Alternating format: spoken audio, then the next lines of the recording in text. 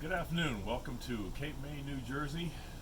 This is our second week out, and we've had our share of problems. But I wanted to talk about one in particular this morning. We had a situation where we had to boondock for 3 days in a parking lot, and we weren't using as much water as we should have to flush a toilet. One of our toilets is a straight down into the black tank, no problem. One of our toilets comes down and curves down into the black tank. Therefore, you have to use more water in that one to get everything down into the tank. So when we parked here, we got to New Jersey, we were all sitting here, and all of a sudden we noticed that the front toilet was full. No matter if we emptied the tank or not, it was full. I mean, we had a clog in it. So after 2 days of trying, we finally got it undone, and I just want to show you some of the things that we went through to try to do this.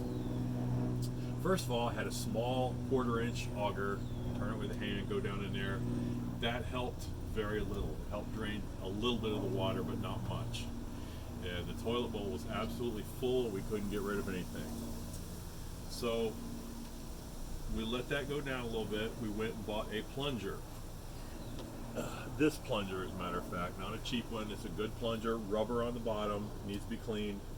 But this helped a little bit. It helped push some of the water down, but obviously it was so tight in there, no water was leaving whatsoever. So we tried the next step here, which is this tool right here. This was, to say the least, useless for our situation. It did absolutely nothing. It was $20. Might as well just throw it away. We're not going to. We're going to keep it just in case something like this happens again, and we can preemptively wash that out. That's what we're going to use this for. All right. We did get a small bottle of toilet treatment that we set in there, and we put overnight. We poured the whole bottle in there. And let me show you what that was here. And we let it sit overnight. I'm pretty sure that this had a lot to do, and I'm not saying you have to use this. You can use whatever you need to, but this has enzymes, 2-time power. We put the whole bottle in there and let it sit in the toilet overnight.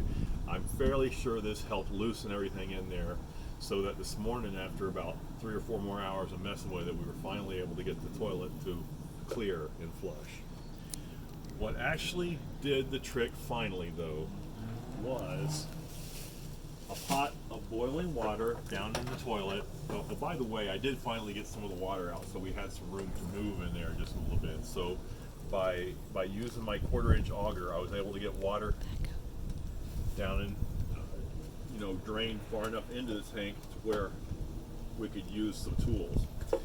So I took a pot of boiling water, poured it down there, I let it sit for a few minutes. That does 2 things. It softens whatever the blockage is in there, and also whenever you put this in there, it allows it to conform to the shape of the tube that you're putting it down in there. So this is a 10-foot piece of just plain old 1/2-inch PEX. I wish I'd had this to begin with. It costs less than $5, and this is the tool that finally solved the issue. As soon as I got this down in there with the hot water and started pushing real hard, the clog finally let loose and let go, and I was able to push everything down in there. So this is going to be one of our tools. I'm going to clean all these up. This is going to be the tool that we keep for this problem. If we ever have it again, this will be the first thing that I reach for, is a piece of PEX tubing and a little bit of hot water, and that should take care of the problem. But if you've got one of the inclined toilets like we have, I suggest going and get a piece of this and keeping it on board with you, because sooner or later you're going to run into the same issue we have by not using enough water. And I feel like it's almost a flaw in the design of the toilet, but we will live with what we have. So $5 worth of PEX solved the problem.